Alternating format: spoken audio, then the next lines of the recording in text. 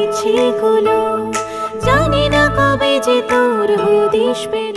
শিশু শিল্পী হিসেবে ভারতীয় বাংলা সিনেমায় পা রাখেন অভিনেত্রী শ্রাবন্তী চট্টোপাধ্যায়।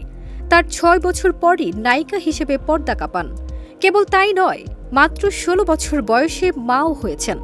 সংসার ভেঙেছে, তারপরও অভিনয় ছাড়েননি শ্রাবন্তী চট্টোপাধ্যায়। স্বাভাবিক কারণে তার এই জার্নি সহজ নয়, তবে শ্রাবন্তী স্বাভাবিকভাবেই দেখেন।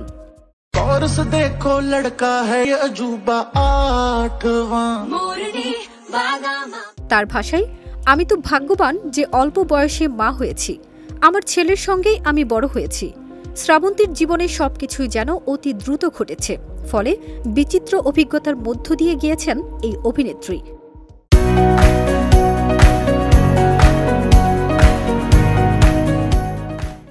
শ্রাবন্তীর তৃতীয় বিয়ের আনুষ্ঠানিক বিচ্ছেদ এখনও হয়নি, তবে অনেক বছর ধরে আলাদা থাকছেন তারা। নিজের ৩-৪টা বিয়ে নিয়ে সমাজের চোখ রাঙানিতে কিছু যায় আসে না বলে জানালেন টলিউড অভিনেত্রী শ্রাবন্তী। ব্যক্তিগত জীবন গোছানোর কথা ভাবছেন কিনা জানতে চাইলে শ্রাবন্তী বলেন, আপাতত সেরকম কোনো পরিকল্পনা নেই, তবে ভবিষ্যতে করব কিনা বলতে পারছি না। জীবন উপভোগ করছি।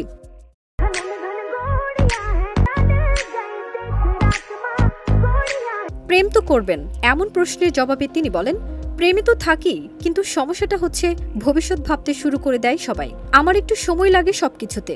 প্রত্যেকের বাঁচার অধিকার রয়েছে। সে কিসে ভালো থাকবে সেটা তো তার ব্যক্তিগত ব্যাপার। তা না ৩-৪টে বিয়ে, সমাজের কত চোখ রাঙানি, আমার কিচ্ছু যায় আসে না।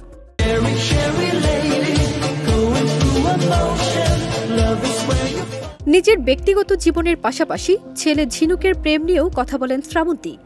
ঝিনুক তো প্রেম করছে, এমন প্রশ্নের জবাবে তিনি বলেন, অবশ্যই ওরা তো সেটেল করবে। ঝিনুকের প্রথম প্রেম, এত বছরের প্রেম, আর ওর প্রেমিকা ওর থেকে বয়সে বড়, ফলে অনেক পরিণত। আমি তো ভীষণ খুশি। আমার আর ঝিনুকের অভিভাবক দামিনী। ও দামিনী আমার থেকে 10 বছরের ছোট, বোনের মতো। আমাদের সম্পর্কের সমীকরণ খুব সুন্দর। আমরা 3 জন মিলে ঘুরতে যাই, খুব উপভোগ করি। ফারজানা নিকিতা, দেশ রূপান্তর।